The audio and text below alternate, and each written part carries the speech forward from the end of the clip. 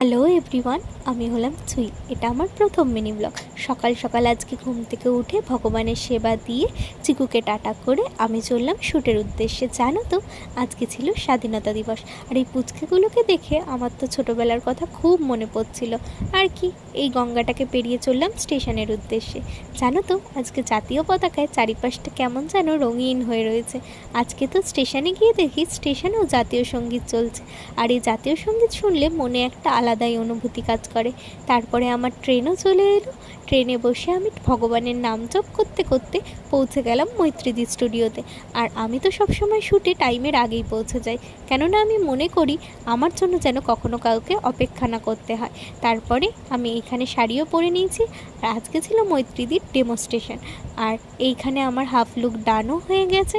তোমরা দেখো, এখানে আমার আই, লিপস, কলকা সব কিছুই ডান, শুধু হেয়ারটা বাকি ছিল। আর আজকে কিন্তু আমার শ্যুটটা অনেক তাড়াতাড়ি হয়ে গেছিলো। আর এখানে মৈত্রী দিয়ে আমার হেয়ারটাও প্রায় ডান করে দিয়েছে। আর এরপরে হবে লাঞ্চ ব্রেক। আর লাঞ্চ ব্রেকের পর এই বোনটা আমাকে তালের বড়া অফার করেছে। আর তালের বড়াতে কখনো আমি না করতে পারি। আর এইখানে দেখো আমার ফুল লুকটা ডান হয়ে গেছে। তোমরা কিন্তু অবশ্যই জানিও আমার লুকটা তোমাদের কেমন লাগলো।